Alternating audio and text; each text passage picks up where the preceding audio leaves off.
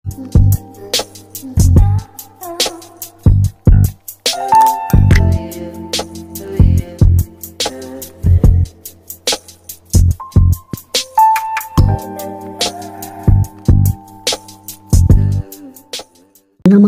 আলামিন, আমার বাড়ি চট্টগ্রাম।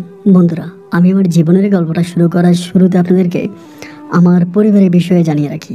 আমার পরিবারে আমি আছি, আমার বাবা আছে, মা আছে, এছাড়া রয়েছে আমার দাদা দাদি সহ আমার ছোট 3টা বোন। আমরা টোটাল 3 বোন 1 ভাই। আমাদের পরিবারটা চট্টগ্রাম শহর থেকে অনেক দূরে সবুজ শ্যামলে গড়া কোনো এক ছোট্ট গ্রামের এক নিম্ন মধ্যবিত্ত পরিবার। আমার বাবা পেশায় একজন বেসরকারি কর্মকর্তা। আমার বাবা চট্টগ্রামেরই একটা জুট মেলে চাকরি করতেন।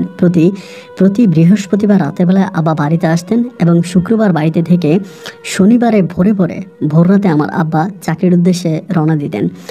আমাদের পরিবারটা আমাদের এলাকাতে মোটামুটি ভালোই একটা পরিবার ছিল। আমি আমার জীবনের গল্পটা আমার খুব ছোটোবেলা থেকে শুরু করি। অনেক ছোটোবেলায় আমি যখন ছিলাম, আমার দাদি একটু অন্যরকম ছিল। জিন ভূতের গল্প বলতে দাদি খুব পছন্দ করত। আমার শৈশবের দিনগুলো খুব মধুরভাবে কাটে। আমাদের বাড়ির সব মানুষগুলো একসাথে উঠোনে বসে আমরা জিন ভূতের গল্প করতাম, দেবদেবীর গল্প করতাম। রূপকথার ওই গল্প শুনতে শুনতে আকাশের ওই চাঁদ দেখতে দেখতে দাদির কোলে আমি চুপটি করে ঘুমিয়ে পড়তাম। আমাদের এলাকাতে একটা দিঘি আছে, যে দিঘির নাম হচ্ছে ছায়া দিঘি। আমাদের এলাকাতে সবচেয়ে ভয়ঙ্কর এই দিঘিটা, মানে এই ছায়া দিঘিতে এরকম ছোটোবেলা থেকে দেখে আসতাম যে আব্বা আম্মা দাদা দাদি সন্ধ্যার পরে ওই ছায়া দিঘিতে কাউকে থাকতে দিত না। ছায়া দিঘিতে নামলে সবাইকে বলতো এই উঠে চলে আয়, বা ভর দুপুরে অথবা বিকেলবেলা, মানে আপনার সন্ধ্যার দিকে ছায়া দিঘিতে কোনো বাচ্চা নামা সম্পূর্ণভাবে নিষেধ ছিল। আর এই ছায়া দিঘিটা অনেক বড় একটা দিঘি ছিল। দিঘির এই পার থেকে ওই পার দেখা যেত না, এবং লোকমুখে শুনেছিলাম এই দিঘি নাকি কোনোদিনও সেচ দেওয়া হয়নি, এই দিঘির পানি কখনোই শুকায়নি। শুনেছিলাম এই দিঘির নিচে নাকি দেবদেবীরা বসবাস করে, এবং বিশেষ করে হিন্দু ধর্মাবলম্বী মানুষরা অনেক সময় দেখতাম এই দিঘির পাড়ে এসে তারা পূজা দিত এবং দিঘিতে বিভিন্ন ধরনের জিনিস ফেলে দিঘির কাছে অনেক কিছু চাইতো। এটা আমি ছোটোবেলা থেকে দেখে আসছি। এরকম করতে করতে মোটামুটি আমি প্রায় অনেকটাই বড় হয়ে যাই। আমার বয়স তখন 9 থেকে 10 বছরের কাছাকাছি। আমি আমাদের এলাকারই একটা মাদ্রাসায় পড়াশোনা করতাম। আমার সাথে আমার ছোট যে বোনটা ছিল ও মাদ্রাসায় যেত। একদিন মাদ্রাসা থেকে বিকেলবেলা বাড়িতে আসার পরে একটা ঘটনা দেখতে পাই এক ভিখারি মহিলা একটা বাচ্চা, মানে একটা মেয়েকে কোলে নিয়ে, যার বয়স প্রায় 3 থেকে 4 বছরের মতো হবে, এরকম বয়সে একটা মেয়েরে কোলে নিয়ে আমাদের ঘরে দরজায় এসে বলতেছে আমারে ভাত দে, আমার অনেক খিদা লাগছে, আমার মেয়ের অনেক খিদা লাগছে, আমারে ভাত দে। তো বাড়ির সামনে এসে দেখতেছি যে মহিলাটা এরকম করে করে কথা বলতেছে। যখন এরকম করে কথা বলে তখন মায়েরে ডাক দিলাম, ও মা, তুমি কি ঘরে আসো, দেখো কোন মহিলা জানি ভাত চাইতে আছে। আমার আম্মা তখন বেরিয়ে আসলো, এবং মা যখন বেরিয়ে আসলো দেখলাম মায়ের হাতের মধ্যে ভাতের থালা, মানে ভাত আছে, ভাতেও তরকারি আছে, প্লেটের মধ্যে নেওয়া। মা তখন ওই ভিখারি মহিলাকে দিয়ে বলল এখানে বসে বসে খান। এই মহিলা তখন ওখানে বসে বসে খাবার খাইলো, এবং খাবার খেতে খেতে আমি তখন মাঠের দিকে খেলতে গেলাম। এবং মাঠের দিকে খেলতে যাওয়ার পরে মাঠে খেলতেছে, এমন সময় আমাদের বাড়ির এক ছোট, এক পিচ্চি মেয়ে যায় বলতেছে, আলামিন ভাই, আপনাদের বাড়িতে কোন মহিলা আসছে, ওই মহিলা যাচ্ছে না, আপনার আম্মার সাথে অনেক ঝগড়া করতেছে। আমার আব্বা কিন্তু তখন চট্টগ্রামে, আব্বা চাকরি করে। তো এটা যখন বলতেছে, আমি আমার ছোটো বোন মাঠে খেলতেছি, তখন মাঠের খেলা বন্ধ করে বাড়ির পথে রওনা দিলাম যে কি হয়েছে, কোন মহিলা যাই। এবং বাড়িতে গিয়ে দেখতেছি আমার মা এই মহিলাকে ধাক্কায় ঘর থেকে বের করে দিচ্ছে, যে আপনি আমার ঘর থেকে বের হন বলতেছি, বের হন, এরকম একটা অবস্থা। এবং আমি গিয়ে মায়ের পাশে দাঁড়াইলাম, মায়েরে বললাম, মা কি হয়েছে? আমার মা বলতেছে, দেখ এই মহিলা খাবার চাইছিল না, আমি তো খাবার দিলাম, এখন খাবার দেওয়ার পরে এই মহিলা বলতেছে সে নাকি থাকবে, আমার বাড়ি থেকে যাবে না। আমার দাদি তখন কোত্থেকে জানে আসছে, এসে দাদি বলতেছে যে আপনি চলে যান, মহিলারা বলে আপনি চলে যান, আমার নাতির হচ্ছে আমার ছেলে এখানে থাকে না, আমার ছেলে শহরে থাকে, আমার ছেলের বউ একা একা ঘরে থাকে, আপনি চলে যান। মহিলা বলতেছে আমি কোথায় যাব, সন্ধ্যা হয়ে গেছে, আমি বাড়ির বারান্দায় ঘুমাবো, আমাদের বারান্দা আছে, বলে আমি বারান্দার মধ্যে বাইরে ঘুমাবো। আমার মা বলতেছে যে না, আপনি বারান্দার মধ্যে বাইরে কিভাবে ঘুমাবেন, আমরা আপনার বারান্দার মধ্যে বাইরে ঘুমাইতে দিব না। এরকম করতে করতে একটা পর্যায়ে আমার দাদি আবার ঘুমাইতো, যে ঘরে ঘুমাইতো ওই ঘরে আমার দাদি একাই ঘুমাইতো। আমার দাদা কিন্তু ওই সময়তে মারা গেছিল, দাদি একাই ঘুমায়। তো দাদির ঘরে তেমন কিছুই নেই। দাদি তখন বললো যে আচ্ছা ঠিক আছে, চলেন আপনি আমার সাথে আমার ঘরে ঘুমাইবেন। তা আমার মা তখন বলতেছে, এটা কি বলেন আপনি, আপনার ঘরে কেন দিবেন? এই মহিলারা আমরা চিনি না, জানি না কোত্থেকে আসছে, কি করে না করে, নাকি রাতের বেলা আপনারা মেরে ফেলে।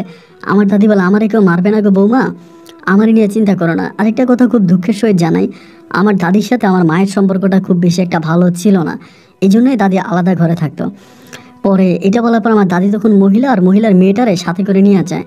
তো রাতের বেলায় তারা একসাথে ঘুমায়। আমি তখন সকালবেলা ঘুম থেকে উঠে পরে দেখি আমার দাদি ওই মহিলার সাথে, মানে ভিখারি মহিলার সাথে খুব সুন্দর করে কথাবার্তা বলতেছে। তো অনেক সুন্দর করে কথাবার্তা বলতেছে। ওই দিন আবার বৃষ্টি ছিল, মানে আকাশে অনেক বৃষ্টি ছিল, মানে বৃষ্টি পড়তেছিল। তো এই জন্য আমি ভাবতেছি আমি আজকে আর মাদ্রাসায় যাব না। আমি মায়ের বলতেছি, মা আজকে তো অনেক মেঘ আসবে মনে হয়, আকাশ তো কালো হয়ে গেছে, আমি মাদ্রাসায় যাব না। আম্মা আমার বলে, খালি উসিলা খুঁজতেছো কীভাবে মাদ্রাসায় না যাওয়া যায়? আচ্ছা ঠিক আছে, তাহলে যাইস না। এমন করতে করতে আমার দাদি সারাদিন ওই মহিলার সাথে ছিল। বিকেলের দিকে প্রায় 3টা-4টার দিকে ওই মহিলা তখন চলে যাবে। অ্যান্ড মহিলা চলে যাবে এরকম একটা অবস্থা। আমার দাদি ওই মহিলারা বলতেছে, আপনি যাইন না, আপনি আমার সাথে থাকেন। ওই মহিলার মেয়েরে বলতেছে যে, আপনি যাইন না, আপনি আমার সাথে থাকেন। এবার আমার মা বলতেছে, এটা কি বলেন আপনি, এই চিনেন না জানেন না এরকম অপরিচিত একটা মহিলারে আপনি কালকে রাতেও রাখছেন, আজকে সারাদিনও রাখছেন, আপনি আরও রাখার পরিকল্পনা করতেছেন, এইটা তো ঠিক না। আমার দাদি বলে, আমি রাখছি আমার ঘরে, তাতে তোমার কি? তোমার তো কোনো সমস্যা নাই, উনি তো আমার ঘরেই ছিল, আমার ঘরেই খাইছে, আমার ঘরেই থাকছে, তাহলে তোমার এত কষ্ট হচ্ছে কেন? আমার আম্মা বলে যে, না, আপনার ঘরে থাকছে, আপনার ঘরে খাইছে, সেটা ঠিক আছে, কিন্তু থাকবে কেন? আমরা চিনি না জানি না। এই কথার উপরেই তখন কথাবার্তা হওয়ার পরে আমার দাদি তখন গিয়া, ওই মহিলা ওই দিন রাতেও কিন্তু রয়ে গেল। এবং ওই দিন রাত্রে রয়ে যাওয়ার পরে এবার ওই মহিলার আমার দাদির ঘর থেকে যায় না, আর আমার দাদিও ওই মহিলার আর বিদায় করে না। আর ওই মহিলাটা অনেক পর্দাশীল ছিল। সে করতো কি, রাতের বেলায় কোরআন পড়তো, দিনে জিগিরা আজকার করতো, মানে ইসলামিক লাইনে অনেকটা ভালো ছিল। অ্যান্ড এরপর আমার মা তখন আমার দাদির উপরে রাগ করে মানে বাইরের দিকে গিয়া লোকজনকে জানাইলো, মানে আমাদের বাড়ির অন্য অন্য লোকদেরকে বললো, এবং গ্রামের যে মাতবর আছে, সর্দার আছে, আমার আব্বারও পর্যন্ত আপনার ইয়াতে জানানো হলো, চিরঙ্গে জানানো হলো। এরপর আমার আব্বা তখন আসছে বাড়িতে। এরই মাঝে প্রায় সপ্তাহখানিক হয়ে গেছে, এবং সপ্তাহখানিক ওই মহিলার মেয়ে আমার দাদির সাথেই থাকতো। আমার দাদি নিজেরটা নিজে রান্না করতো, এবং নিজেরটা নিজে রান্না করে আমার দাদি নিজেরটা নিজেই খাইতো। আর আমার আব্বা প্রতি সপ্তাহে বাড়িতে আসলে আমার দাদিরে বাজার সাজার করে দিত, মানে যেটা যেটা লাগে আমার দাদির কিনে দিত। দাদি নিজে রান্না নিজে করতো, নিজেরটা নিজে খাইতো, যেহেতু মার সাথে সম্পর্ক ভালো ছিল না। তো এমতো অবস্থা আব্বু তখন বাড়িতে আসলো, এসে দাদির সাথে খুব চিল্লাচিল্লি করতেছে, আপনি চিনেন না জানেন না এরকম অপরিচিত এক মহিলারে কেন বাড়ির মধ্যে জায়গা দিলেন, বাড়িতে কেন রাখছেন? এবার আমার দাদিও খুব রাগ করে আব্বুর সাথে ঝগড়া করে যে, তুই যা, তোর বউয়ে যা বলে তাই শুনিস, এটা ওইটা অনেক রকমের কথাবার্তা বলে। পরের দিন সকালবেলা আমি আর মাদ্রাসায় গেলাম না। আব্বু যেহেতু বাড়িতে আসছে আব্বুর সাথে, আব্বু তখন ওই মহিলারা ডাক দিল, যে মহিলা ভিক্ষা করে মহিলারা ডাক দিয়ে বলল, আপনার বাড়ি কোথায়? মহিলা কিছুই বলে না। আমার আব্বা বলে, আপনি যে আজকে 1 সপ্তাহের উপরে আমার বাড়িতে আসেন, আমার আম্মার সাথে থাকতেছেন, আচ্ছা ঠিক আছে আপনি রয়ে গেছেন থাকেন, কিন্তু আপনার বাড়ি ঘরে ঠিকানা দেন, আপনার বাড়ি কোথায়, আপনি কোত্থেকে আসছেন? মহিলা তখন আমার আব্বারে বলতেছে, আমি কিছুই জানি না, আমার বাড়ি কই, ঘর কই, আমার ঠিকানা কই, আমি এগুলো কিছুই জানি না। আমার আব্বা বলতেছে, ও মা, এটা আপনি কি বলেন? আপনার বাড়ি কই, আপনার ঘর কই, এটা আপনি জানেন না, এটা কোনো কথা হইল? আপনার ঠিকানা আপনি বলেন। ওই মহিলা ঠিকানা বলে না। এবার দেখা গেল যে আমার আব্বার সাথে মানে খুব ঝামেলা হইতেছে আমার আম্মা বারবার আব্বারে বলতেছে, কেন এরকম অপরিচিত একটা মহিলার এই বাড়িতে রাখবে? আমার মেয়েগুলো বড় হইতেছে, এমনিতেই তো তোমার মা অনেক খারাপ, তোমার মায়ের জন্য আমার মেয়েদেরকে বিয়ে দেওয়া যাবে না, এর উপরে যদি এরকম বাইরের লোক এনে বাড়ির মধ্যে রাখে তাহলে তো এই বাড়িতে থাকা অনেক মুশকিল হয়ে যাবে। এইসব নিয়ে আমার আব্বা তখন আম্মুর তখন আব্বুর সাথে ঝামেলা করে। এবার আমার আব্বা না পারতেছে আমার আম্মারে বুঝাইতে, না পারতেছে আমার দাদিরে বুঝাইতে। এমন করতে করতে আমার আব্বা হঠাৎ করে একটা সিদ্ধান্ত নিল। সিদ্ধান্ত হচ্ছে এটা, ওই যে ছায়াদিঘির পাড়ে আমাদের একটা জায়গা ছিল, মানে একদম ছায়াদিঘির পাড়ে, ওইটার মধ্যে কোনো চাষাবাদ হয় না, কোনো কিছুই হয় না, মানে আপনি বুঝতেই পারেন যে দিঘির পাড় যেটাকে বলে আর কি, মানে দিঘির পাড়ে। আমার আব্বা তখন আমার দাদিরে বলল যে, যেহেতু এই মহিলারা আপনার এতই পছন্দ, আপনি মহিলারে সাথে করে রাখতে চাচ্ছেন, তো এইখানে তো আপনার মহিলারে নিয়ে থাকতে পারবেন না, আমার বউ তো দিচ্ছে না, একটা কাজ করি, ওই মহিলারে আমরা ছায়াদিঘির পাড়ে ওইখানে একটা ঘর বানাই দিই, মহিলা ওইখানেই থাকুক। আমার দাদি তখন বলতেছে, তাহলে এটাই কর, এই মহিলাটার আমার ভালো লাগছে, সে থাকুক আমাদের মাঝে, আমি চাই। এটা বললে পরে আমার আব্বা তখন ওই দিনে বিকালবেলা গ্রামের কয়েকজন লোক নিয়ে ওইখানে মাটি ফেলতে শুরু করে, এবং মাটি ভরাট করে খুব সুন্দর করে ওই জায়গার মধ্যে মহিলা থাকার মতো একটা ঘর আমার আব্বা তৈরি করে।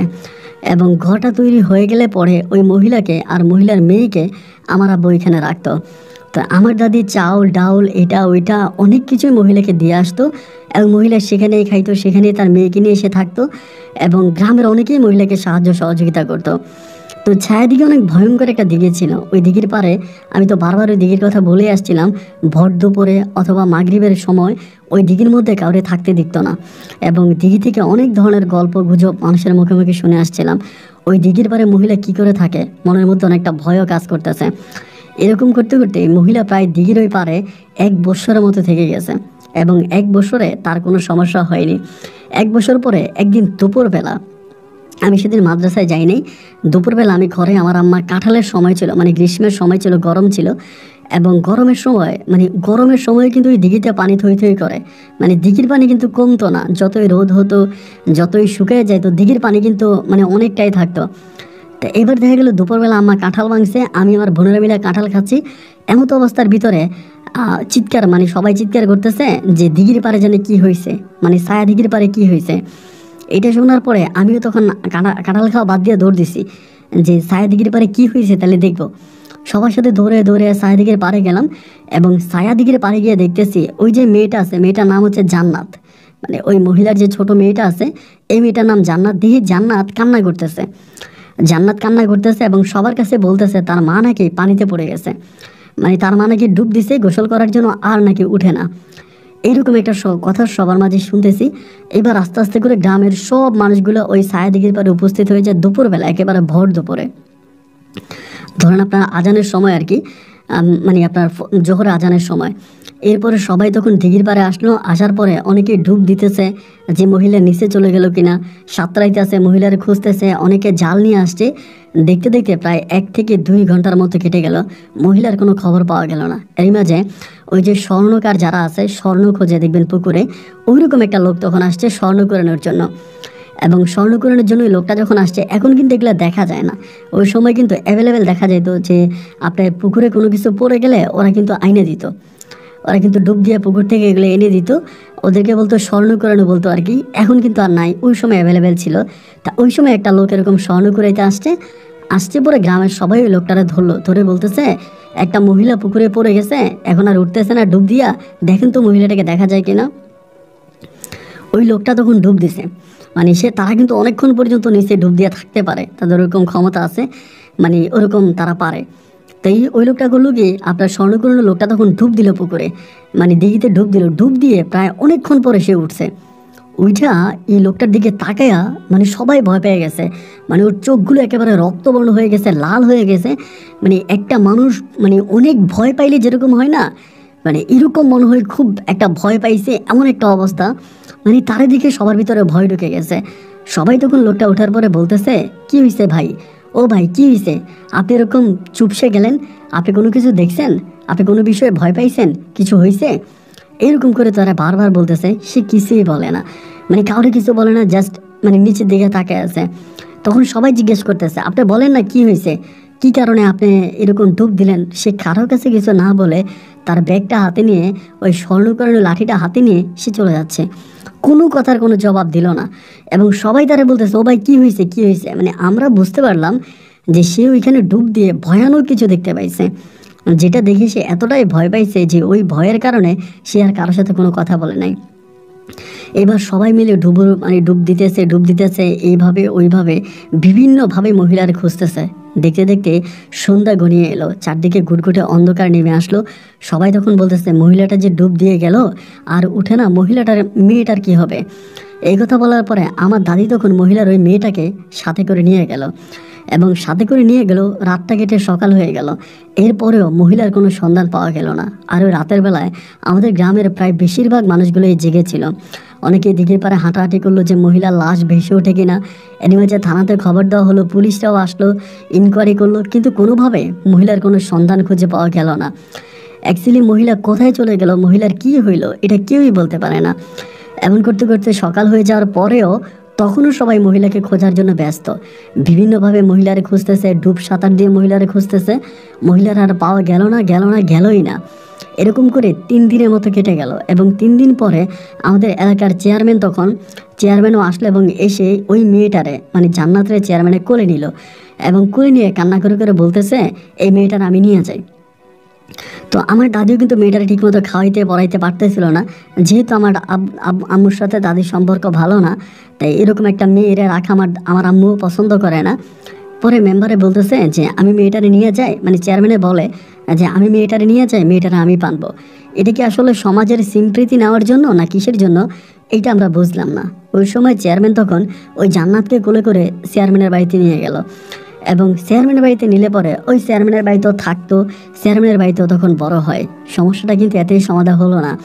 এর কয়েকদিন পরই মানে রাতের বেলায় যারা ধরেন জমি সেচ দেয়, আপনার জমিতে পানি দেয়, অথবা রাতে যারা মাঠে ঘাটে কাজ করে বা যারা বিভিন্ন ধরনের শসা ক্ষেত বা অনেক ধরনের ক্ষেত আছে, খামার আছে, এগুলো পাহারা দেয়, এরা একটা কথা বলতে শুরু করলো। বললো এটা যে রাতের বেলায় নাকি ওরা দেখতে পায় যে দিঘির মধ্যে কে জানি সাঁতার কাটতেছে এবং দিঘির মধ্যে ভয়ঙ্করভাবে কে সাঁতার কাটতেছে। ওরা সাঁতারের শব্দ পায় এবং যখন আসে তখন তারা কাউরে দেখতে পায় না। এইরকম একটা সমস্যা হতেই থাকে এবং এই সমস্যার কিছুদিন পরে সমস্যাটা আরও বেশি ধারণ করে। অনেকেই বলে যারা রাতের বেলায় মানে দিনের বেলায় গোসল করে, অনেক সময় অনেকেই পুকুরে গোসল করতে যায় না ছায়া দিঘিতে, এবং গোসল করতে গেলে যখন ডুব দেয়, পানির নিচে ডুব দিয়ে অনেকে দেখবেন যারা গ্রামের মানুষ তারা বিষয়টা ভালো বুঝবেন, পুকুরে অনেক সময় অনেকে ডুব দেয় কিন্তু চোখ মেলে, ডুব দেওয়ার সময় চোখ বন্ধ করে ডুব দেয় এবং ডুব দিয়ে চোখ মেলে এবং অনেকে এরকম চোখ মেলে চিৎকার দিয়ে উঠছে। ওইটা বলতেছে যে দিঘির ভিতরে নাকি ওই মহিলাটাকে দেখতে পায়, ওই যে জান্নাতের আম্মু, ওনারা নাকি দেখতে পায় যে মানে ডুব দিয়ে যখন চোখ মেলে দেখে উনি সামনে, এরকম অনেকেই দেখতে পায়। এটা একজন দুজন না, অনেকেই বলে এবং খুদ এটা আমার দাদি নিজেও বলে। আমার দাদিও একজন ডুব দেয় পুকুরে, ডুব দেওয়ার পরে চোখ খোলার পরে ওই মহিলাকে সামনে দেখতে পায়। এরপর আমার দাদিও চিৎকার দিয়ে ওঠে এবং একটা পুরো গ্রামে তখন আতঙ্ক ছড়িয়ে পড়ে এই মহিলাকে নিয়ে। রাতের বেলা কেউ ঘর থেকে বের হয় না এবং মানুষে তখন অনেকটা ভয়ভীতি ঢুকে যায় যে মহিলা আসলেই কে, কোত্থেকে আসলো, কী তার পরিচয় এবং কেন সেরকমভাবে গ্রামের মানুষকে উত্তপ্ত করতেছে। এমন করতে করতে চেয়ারম্যান তখন করে কি অনেক দূরের একজন ফকির নিয়ে আসে, দরবেশ যাদেরকে বলে আর কি, মানে জিন ভূত যাদেরকে এক কথায় তান্ত্রিক বলে, এইরকম একটা লোককে তখন নিয়ে আসে এবং নিয়ে আসার পরে তিনি দিনের 11টা বাজে আসে। আমরা সবাই তখন ওনার সাথে, উনি আসছে এবং গ্রামের সব মানুষ তখন একসাথে হয়ে গেল এবং আসার পরে তিনি কি করলো, পুকুরের মধ্যে নামলো, মানে হাঁটু পানিতে নামলো, দিঘিতে হাঁটু পানিতে নেমে দিঘির একটু পানি হাতে নিল এবং হাতে নিয়ে তিনি ওইটা বলতেছে যে মহিলাটা দিঘির মধ্যে ডুব দিয়ে আর উঠে নাই, ওই মহিলাটা খারাপ হয়ে গেছে, এই মহিলাটা কারো না কারো লাশ নিয়ে যাবে। একটা কাজ করেন, এই মহিলাটাকে যদি রক্ষা করতে হয়, তাহলে এই মহিলার হাত থেকে যদি মানুষকে বাঁচাইতে হয়, তাহলে একটা কাজ করতে হবে। সবাই বলল কি করতে হবে? তখন ওই তান্ত্রিক বলতেছে মহিলার যে মেয়ে আছে জান্নাতকে পুকুরে ফেলে দিতে হবে, মানে হাত পা বেঁধে এই মেয়েটাকে পুকুরে ফেলে দিতে হবে। মুহূর্তের মধ্যে চেয়ারম্যান বলে উঠলো যে এইটা আপনি কি বলেন, এরকম অবুঝ একটা বাচ্চা, ওইটার হাত পা বেঁধে আপনি পুকুরে ফেলে দিবেন? তা ওইটার হাত পা বেঁধে যদি আপনি দিঘিতে ফেলে দেন তাহলে তো মেয়েটা মারা যাবে, আমরা তো সবাই খুনের আসামি হয়ে যাব। এরপরে ওই তান্ত্রিক বলতেছে মেয়েটা মারা যাবে না, মেয়েটাকে যদি আপনি ওখানে ফালাই দেন মেয়েটা মারা যাবে না এবং মেয়েটা মানে ডুববেও না, হয়তো ডুববে কিন্তু উঠে যাবে। তাই সবাই বলতেছে যে না, এটা কীভাবে সম্ভব, হাত পা বেঁধে যদি মেয়েরা ফালানো হয় ও তো ডুবেই যাবে, ও তো উঠবে না। তান্ত্রিক বলে উঠবে, মেয়েটারা আপনারা এখানে রাখেন। এরপরে দিঘির পারে ওকে রাখা হয়, মানে জান্নাতকে রাখা হয়। এরপরে জান্নাতের কপালের মধ্যে হলুদ দেওয়া হয়, আপনার হলুদ বেটে কাঁচা হলুদ দেওয়া হয়, হাতের মধ্যে হলুদ দেওয়া হয়, পায়ে হলুদ দেওয়া হয়। এরপরে রশি দিয়ে ওর হাত পা দুটাকে বেঁধে দেওয়া হয় ভয়ঙ্করভাবে এবং রশি দিয়ে হাত পা বেঁধে তখন জান্নাতকে এই পুকুরের মধ্যে ফেলে দেয়, মানে দিঘির মধ্যে ফেলে দেয়। এবং দিঘির মধ্যে ফেলে দিলে সবাই তখন চিৎকার দিয়ে ওঠে যে আল্লাহ, মেয়েটার এভাবে ফেলে দিল, মানে এরকম ঢিল যেমনি মানে না, ঢিলের মতো করে দুইজনে হাতে পায়ে ধরে তখন দিঘির মধ্যে ফেলে দেয়। এবং দিঘিতে ফেলে দিলে পরে প্রায় 5 মিনিট পরে, 4-5 মিনিট পরে ওই মেয়েটা আবার বেশি ওঠে, মানে বেশি ওঠে, তার হাতও বাঁধা নাই, পাও বাঁধা নাই এবং বেশি উঠে এরকম করে মানে বাঁচার জন্য আকুতি করতেছে। এমন সময় দরবেশ উনি বললো যে একজনে নামেন, গিয়ে মেয়েটারে নিয়ে আসেন। তা ভয়ে কেউ নামতে চায় না। এরপরে আমার এক দুঃসম্পর্কের কাকা আছে, উনি আবার মোটামুটি একটু সাহসী মানুষ, উনি তখন মানে নাইমে গেল এবং নাইমা ওই জান্নাতরে তখন পুকুর থেকে উঠে আনলো। তুমি তো কথা বলতে পারতো, মোটামুটি বড় হয়েছিল। পরে সবাই জিজ্ঞেস করলো কি হয়েছে তোমার? মেয়ে কিছুই বলে না, বলে তোমার আম্মুরে দেখছো? বলে না। তোমার আম্মুর সাথে কথা হয়েছে? বলে না। তাই তোমার যে মানে ওখানে ফেলে দিল, তুমি কি দেখছো? বলে আমি কিছুই দেখি নাই। তাই এরপরে ওই তান্ত্রিক মানে ওই কবিরাজ বলতেছে যে এখন থেকে আপনাদের আর কোনো সমস্যা নাই, যে সমস্যাটা ছিল ওই সমস্যাটা আমি সমাধান করে দিয়েছি। এখন থেকে ওই মহিলা ওই পুকুরে মানে দিঘিতে সাঁতারও কাটবে না, এবং ওই মহিলারে আপনারা কেউ দেখবেনও না। এটা সমস্যার সমাধান হয়ে গেছে। এবং এরপরে জনে জনে শান্তি ফিরে আসে। তো জনে জনে শান্তি ফিরে আসে, এরকম করে সময়গুলো কাটতেছে। এরপরে ওই বাড়িতেই মানে বড় হয়, আপনার জান্নাত বড় হয়, মেম্বারের বাড়ি চেয়ারম্যানের বাড়িতে জান্নাত বড় হয়। ওই বাড়িতে থাকা খাওয়া করে, ওই বাড়ি থেকে তখন জান্নাত একরকম একটা কাজের মেয়ে হিসেবে বড় হয়। এরপরও জান্নাত আমার দাদিরে অনেক ভালোবাসতো, মানে এত ভালোবাসতো বলার মতো না। জান্নাত মাঝে মাঝে আমার দাদিরে দেখার জন্য আসতো, আমার দাদির সাথে বসে গল্প গুজব করতো, দাদির সাথে কথাবার্তা বলতো। এবং দাদির সাথে আমার জান্নাতের মানে জান্নাতের সম্পর্কটা খুবই গভীর ছিল। তো এটা অবশ্য চেয়ারম্যান পছন্দ করতো না। চেয়ারম্যান সবসময় জান্নাতকে বলতো যে তুমি কেন ওই বুড়ির কাছে যাও, ওই বাড়িতে যাও, ওই বাড়িতে যাওয়ার তো তোমার প্রয়োজন নাই, তুমি আমার বাড়িতে থাকো, আমার বাড়িতে আমি তোমাকে রাখি, আমার বাড়িতে খাওয়াই, তুমি ওই বাড়িতে কেন যাবা? এরকম করে চেয়ারম্যান জান্নাতের সাথে ঝামেলা করতো আমাদের বাড়িতে আসলে। এরপরও জান্নাত মাঝে মাঝে আমাদের বাড়িতে আসতো, থাকতো। তো সত্যি কথা বলতে কি জানেন, এই জান্নাত মেয়েটারে আমার না অনেক ভালো লাগতো। মানে অনেক ভালো লাগার বড় কারণ হচ্ছে কি, মেয়েটা যে আমাদের পরিবারে থাকতো, আমাদের পরিবারের প্রতি না তার অনেকটা টান ছিল। আমার আম্মুর সাথে খুব সুন্দর করে কথা বলতো, আব্বুর সাথে অনেক ভালো ব্যবহার করতো, পরিবারের প্রতিটা মানুষের প্রতি ওর অন্যরকম টান ভালোবাসা ছিল। তো সবাই ওরে পছন্দ করতো, আমার আব্বা আম্মা থেকে শুরু করে সবাই, আমার বোনেরা ওরে খুব পছন্দ করতো। আর এই মেয়েটা এতটা শান্ত ছিল মানে বলার মতো না। ও যখন অনেক বড় হয়ে যায়, ওর বয়স তখন প্রায় 15-16 বছরের মতো হয়ে যায়, আমিও তখন মোটামুটি টাগরা জোয়ান।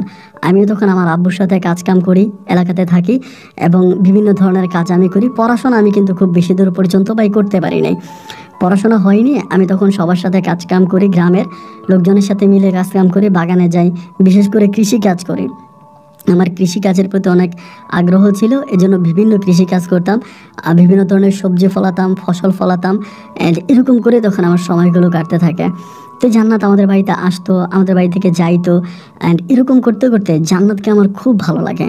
আর ওর যদি জিজ্ঞেস করা হয় যে ওর মায়ের কথা বা ওর ছোটোকালের কথা, ওর কোনো কিছুই মনে নাই। যদি বলা হয় যে তোমার আম্মুরে যেরকম মারা গেছিল বা পুকুরে পড়ে গেছে আর উঠে নাই, এরকম কিছু বললেও তখন হাসে। এগুলো কিছু ওর মনে নেয়, আসলেই কিন্তু কিছু মনে নেয়। আর ওই যে জান্নাতকে দিঘিতে ফেলার পর থেকে, সেই থেকে আজকে বহু বছর কেটে গেল, আমাদের ওই দিঘিতে আর কোনো ঝামেলা হয়নি বা আমরা এরকম কোনো সমস্যার সম্মুখীন হইনি। অ্যান্ড এই অবস্থার ভিতরে তখন এই জান্নাতটা আমার খুব ভালো লাগছে দেখা আমি আমার দাদিরা মাঝে মাঝে বলি, ও দাদি, জান্নাত তো আমাদের বাড়িতে আসে, তা জান্নাতের বিয়ে করে আমরা আমাদের বাড়িতে রাইখে দিই, জান্নাত আমাদের বাড়িতে থাকুক, সমস্যা কি? এটা ওইটা দাদিরে বলি। দাদি হাইসা হাইসা বলে, তোর মাকে আর তোরে জান্নাতের বিয়ে করাইবো? আর জান্নাত হচ্ছে ইতিম একটা মেয়ে, কাজের মেয়ে, তোর মাকে আর ওরে বিয়ে করাইবো? আসলেই কিন্তু সত্যি, আমার আম্মা কিয়ামত হয়ে গেলেও না কখনো জান্নাতকে জান্নাতকে আমাদের ঘরের বউ বানায় আমার আম্মা কখনোই আনবে না। কারণ আমার আম্মা একটু অন্যরকম মানুষ। উনি এক কথায় বলতে গেলে আমার নিজের মা, তো তারপরও বাস্তবতার জন্য বলতে হচ্ছে, আমার মা একটু অহংকারী টাইপের মানুষ। মানে গরিব মানুষদেরকে খুব বেশি একটা দেখতে পারে না, এবং অসহায় মানুষদের প্রতি আমার মায়ের মন কোনো সময় কাঁদে না। একটু বিগ হার্ট যাদেরকে বলে আর কি, একটু শক্ত মনের মানুষ। তো যাই হোক, এরকম করে সবাই তখন মানে আমার তখন এই সময় কাটতেছে।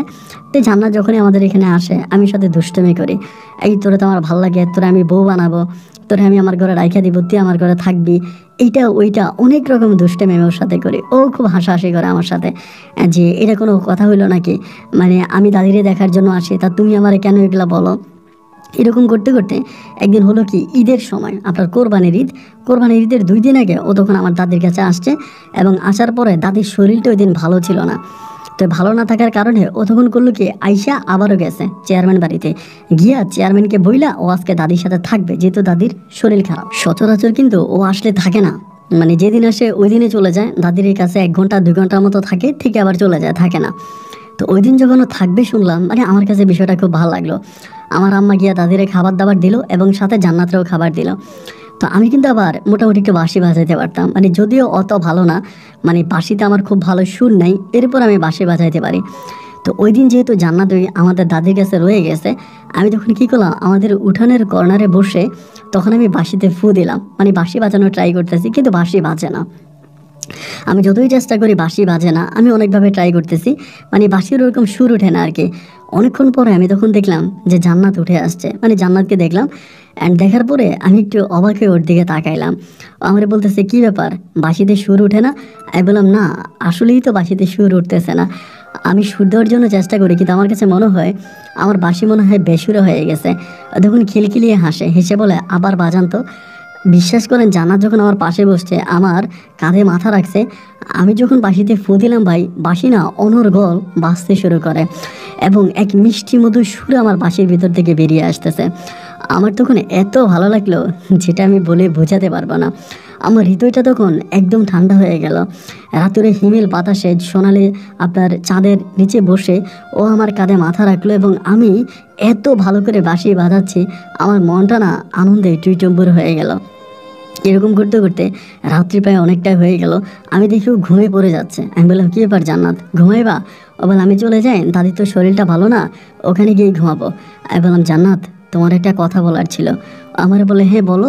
আমার কিন্তু তুমি করে বলতাম, আমিও তুমি করে বলতাম। আর ও কিন্তু দেখতে শুনতে অনেকটা সুন্দর ছিল ভাই, অনেক সুন্দর, স্বাস্থ্য রাস্তা ভালো ছিল, অনেক সুন্দরী ছিল। পরে আমি বলি জান্নাত, তোমার তো মা নাই, বাবাও নাই, এখানে তোমাদের এই গ্রামে কেউই নেই। আচ্ছা তুমি কি তোমার বিয়ে শাদী নিয়ে কোনো কিছু চিন্তা করো না?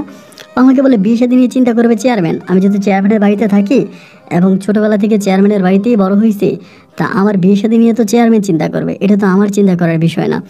আমি বললাম না, এরপরও আমি তোমার একটা কথা বলতে চাই, মানে আসলে কারো মাধ্যমে বলাটা আমার কাছে ভালো লাগে না এবং কারো মাধ্যমে বলে এটা ভালোও হবে না। তোমাকে আমি খোলাখুলি একটা কথা বলতে চাই, এখন তুমি যদি আমার কথাটা গ্রহণ করো। আমাকে বলে হ্যাঁ করবো, বলো কী কথা। আমি বললাম জান্নাত, তোমার না অনেক পছন্দ হয়, আমি তোমার সাথে রিলেশন করতে চাই, আমি তোমার সাথে সংসার করতে চাই, আমি তোমাকে আমার ঘরের বউ বানাতে চাই। ও তখন আমার দিকে তাকিয়ে তাকিয়ে বলতেছে আমি না মানে আকাশের চাঁদ ধরতে চাই না, আমি ব্রাহ্মণ হয়ে আকাশের চাঁদে হাত দিতে চাই না। আর তুমি ভালো করেই জানো যে তোমার আম্মা কখনোই আমাকে তোমার ঘরের বউ বানাবে না। এসব ফালতু কথাবার্তা বলে না কোনোই লাভ নাই। আমি বললাম কী বলো তুমি, এটা ফালতু কথাবার্তা? মানে আমি যেটা বলছি তুমি ঠিকই বলছি, আমি তোমারে পছন্দ করি, আমি তোমারে বিয়ে করব, আম্মা রাজি হোক বা না হোক এতে আমার কিচ্ছু যায় আসে না। ও আমাকে বলে না, আমি আন্টির মনে কষ্ট দিয়া তোমারে বিয়ে করতে পারবো না। আর আমি তোমারে বিয়ে করবো কেন? তোমার আমি ভাই করে ডাকি না, তুমি সারা জীবন আমার ভাই হয়েই থাকবা। আমি চেয়ারম্যান যেখানে বিয়ে দে আমি সেখানেই বিয়ে বসবো। এই কথা বলে ও তখন রাতের মধ্যে আমার এখান থেকে উঠে যায়। আমি জোর করেও না ওরে আর আমার কাছে রাখতে পারি না এবং তখন আমার খুব খারাপ লাগে। এরপর ও যখন দাদির ঘরে আসতো আমি ওর দিকে তাকায় থাকতাম, কতভাবে বলার জন্য চেষ্টা করতাম, কিন্তু না ভাই, ও কোনো দিনও না আমার প্রতি একটু আকৃষ্ট হয়নি। এভাবে 3-4 মাস কেটে গেল এবং 3-4 মাস পরে একটা বিষয় হঠাৎ করে আমি খেয়াল করে দেখি, কেমন জানি জান্নাত যখনই দাদির কাছে আসে কেমন জানি একটু কান্নাকাটি করে এবং দাদিরে বলে যে দাদি, যে কোনো সময় হয়তো আমি মরে যেতে পারি, আমি তো তোমার নাতিন না, এরপরেও তুমি কিন্তু আমার কবরের কাছে যাইবা, আমি যদি মরে যাই, এগুলো বলে। এই কথাগুলো যখন বলে অনেক সময় নিজেও শুনি আমি, এবং শুনে আমি ওরে বলি এই তুমি এগুলো কী কথা বলো, উল্টাপাল্টা কথা বলো, তুমি মরে যাওয়া মানে তুমি মরবা কেন, তুমি মরবা কেন, কী হয়েছে? পরে আমার বলে না, মানুষ তো মরণশীল, তা আমিও তো একটা সময় মরে যাব, তা মরে গেলে তোমরা কিন্তু আমার কবরের কাছে যাইও, আমাদের পরিবার, আমার তো আর কোনো পরিবার নাই, তোমরাই তো আমার পরিবার, সো তোমরা আমার কবরের কাছে যাইও। আমার মায়ের তো আমি দেখলাম না, আমার ওই দিঘির পাড়ে কবর দিও, যাতে আমি আমার মাকে দেখতে পাই। তো ওর এই কথাগুলো বললে না আমার নিজের কাছে অনেকটা খারাপ লাগে, মানে কান্না আসে। আমি বলি এই কথাগুলো বইলো না তো জান্নাত, এইসব কথা শুনতে না ভালো লাগে না, তুমি এই ধরনের কথা কেন বলবা বলো? আমি তো চাই তুমি অনেক অনেক দিন বেঁচে থাকো, আল্লাহ তোমাকে অনেক দিন বাঁচিয়ে রাখুক। আমরা তো চাই না তুমি কোনো কষ্টে থাকো, তোমার কোনো ক্ষতি হোক, এটা তো আমরা পরিবারের কেউই চাই না, তো তুমি এরকম করে কেন বলো? আমাকে বলি না, মরতে তো একদিন হবে তাই না, এই পৃথিবীতে সবাই আর বেঁচে থাকে না। তা থাকে না, ঠিক আছে, তাই বলি তুমি কি এরকম করবা? তা এরকম করেও বেশিরভাগ সময় দাদির কাছে এসে মন খারাপ করে বসে থাকতো, কান্নাকাটি করতো, ওর ভিতরে না কেমন জানি একটা হাহাকার এবং কষ্ট কাজ করতো। অ্যান্ড এইভাবে কয়েকটা দিন কাটার পরেই একদিন হলো কি, মানে একদিন হলো বলতে মাঝে মাঝে আমি দেখতাম কি, ওই দিঘির পাড়ে ওদের যে ঘর ছিল, মানে আগে ছোটোবেলা ওর আম্মুর সাথে ও যে ঘরে থাকতো, এই ঘরটা তো আর এখন নাই, ভিটাটাও নাই, এগুলো তো সব ভেঙে টেঙে মানুষ নিয়ে গেছে। ওই ঘর ভিটার মধ্যে দুপুরবেলা বিকেলবেলা মাঝে মাঝে সময় পেলে ওখানে গিয়ে বসে থাকে। তা আমি ওর সাথে কথা বলার জন্য চেষ্টা করি যে জান্নাত এখানে কেন এসে বসে থাকো, কেন তোমার মনটা এরকম খারাপ হয়ে থাকে, সবসময় মন মারা হয়ে থাকো, তোমাকে দেখলে মনে হয় যে তোমার মানে তোমার ভিতরে হিমালয় পরিমাণের কষ্ট জমা, কি এমন কষ্ট আমার সাথে শেয়ার করা চায় না, আমারে বলো তোমার কেমন মানে কেন এত কষ্ট। এগুলো বললো তখন আমার দিকে তাকায় থাকে, আমার তাকায় থেকে হাসে, আমাকে বলে মানে আমাকে এটাই ও বলে যে এসব কথা বইলো না তো, ভাগ্যে যা আছে তাই হবে, তোমার সব কথা শুনতে ভালো লাগে না, না আমারে বলে। তা আমি এরকম করে 3-4 দিন কাটার পরে একদিন হলো কি দুপুরবেলা আমি মাঠে কাজ করতেছি, আমি দেখি ওইখানে বসে বসে কান্না করতেছে, মানে দূর থেকে বোঝা যায় যে চোখের পানি মুছতেছে। তা যখন চোখের পানি মুছতেছে আমি তখন এখানে কাছে গেলাম, কাছে গিয়ে বললাম জান্নাত কান্না করতেছো কেন, তুমি অনেক প্রাণবন্ত একটা মেয়ে ছিলা, সবার সাথে হাসতা মিশতা খেলতা, অনেক দুষ্টুমি করতা, মানে তুমি হাসলে মনে হয় আকাশের চাঁদটা হাসতো। তো তুমি এরকম একটা মেয়ে হয়ে ইদানিং সবসময় কেন মন খারাপ করে থাকো, কেন সবসময় কান্নাকাটি করো, আমার কাছে কি তোমার কষ্টের কথা বলা যায় না, যে তোমার বুকের মাঝে কি এমন কষ্ট জমা। ও আমাকে বলে দেখো আমার না এইসব কথা বলতে ভালো লাগে না, আমি না এইসব কথা কিছু তোমাকে বলতে চাই না প্লিজ। আমি বলি না তুমি আমাকে বলো না কী হয়েছে। ও তখন আমাকে একটা কথা বলে যে দেখো আমি না সত্যি সত্যি তোমাকে ভালোবাসতাম, যদি না ভালোবাসার যোগ্যতা আমার থাকতো। আমি বললাম জান্নাত তুমি না ভুল বুঝতেছো, তুমি সত্যি সত্যি ভুল বুঝতেছো যে আমার আম্মু তোমাকে মেনে নেবে না। আরে আমি তোমাকে ভালোবাসি, যদি তোমাকে আমি বিয়ে করে ফেলি তা আমার আম্মু মানবে না কেন বলো, আমার আম্মু তো অবশ্যই মানবে, আমার আম্মু না মানার কি আছে। ও আমারে বলে যে না আমার আসলে মানে প্লিজ আমার না ভাল লাগে না, তুমি এসব কথা বইলো না, আমার এসব কথা শুনতে ভাল লাগে না। পরে আমি বললাম জান্নাত প্লিজ তুমি আমার একটু কথা শোনো। ও কোনো কথা না শুনেই না ওখান থেকে লাফ দিয়ে উঠে চলে গেছে, আমার সামনে দিয়ে হাঁটতে হাঁটতে চলে গেল, এবং ওর চলে যাওয়া দেখে আমি পিছনের দিকে তাকায় আছি, আমার দিকে একটাবারও ফিরে তাকালো না, হাঁটতে হাঁটতে বাড়ির দিকে চলে গেল। তো এইভাবে 3-4 দিন পরে, এর 3-4 দিন পরে মানে একদিন আমি মানে আমার জমি সেচ দিব, আমাদের এখানে কিন্তু বেশিরভাগ ক্ষেত্রে হয় কি আপনার ডিপ মেশিন লাগানো হয়, সেলো মেশিন যেটাকে বলে, এটা দিয়ে আমরা ওই যে দিঘি থেকে পানি নিয়ে বিভিন্ন জমিতে পানি দিই। তো ওই দিন হলো কি আমি দিঘি থেকে পানি দিচ্ছিলাম, মানে দিঘি থেকে পানি দিচ্ছিলাম, এরকম সময় হঠাৎ করে মানে দেখলাম মধ্যরাতে, রাত্র প্রায় আপনার 12টা কি 1টার মতো বাজে, এমন সময় দেখলাম ওই যে জান্নাতের যে ঘরটা ছিল না, ওই ঘরের ওখানে মানে কি জানি করতেছে, মানে কিছু একটা করতেছে, এইরকম একটা জিনিস দেখতেছি যে মনে হয় একটা টর্চ লাইট দিয়ে কিছু একটা করতেছে। তো পরে জান্নাত তো মাঝে মাঝে ওখানে এসে বসে বসে কান্না করতো। পরে আমি চিন্তা করলাম আমি তো পানি দিতেছি জমিতে, আমি চিন্তা করলাম কী রে এখানে কে কী করতেছে। এবার আমি কী করলাম আমার টর্চ লাইটটা বন্ধ করে আস্তে আস্তে করে গোপনে আসতেছি। আমার ওখানে একটা কাঁঠাল গাছ আছে, ওই সময় কিন্তু কাঁঠালের সময় ছিল। তা আমার আবার মনে হইলো যে কি আবার কাঁঠাল চুরি করতেছে কিনা, কারণ এটা তো আমাদের জায়গা, আমার কাঁঠালগুলো অনেক বড় বড় হয়, অনেক স্বাদের কাঁঠাল হয়। তাই আমি মনে করলাম যে মনে হয় কাঁঠাল টাঠাল চুরি করার জন্য আসছে। তা এই জন্য আমি তখন এই টর্চ লাইটটা হাতে নিয়ে আস্তে আস্তে আস্তে আস্তে করে গোপনে গোপনে এইদিকে আসতেছি, এবং আস্তে আস্তে করে এইখানে এসে মানে আমি যেটা বুঝতে পারলাম যে কেউ একজন গাছের মধ্যে কিছু একটা বাঁধতেছে, মানে গাছে উঠছে, গাছে উঠে কিছু একটা বাঁধতেছে। এমন অবস্থার ভিতরে আমি আরও কাছে আসার পরে দেখলাম যে ভাই গাছের উপরে জান্নাত এবং জান্নাত রশি বাঁধতেছে গাছের মধ্যে। তখন আর আমার বুঝতে বাকি ছিল না যে জান্নাত ফাঁসি দিবে, ওইরকম একটা সিচুয়েশান। এবং এইটা দেখা মাত্রই আমি তখন মানে লাইট মারলাম ওর দিকে, লাইট মারার পর ও আমার বলে আপনি এখানে কেন। আমি বললাম তুমি এনে কী করো।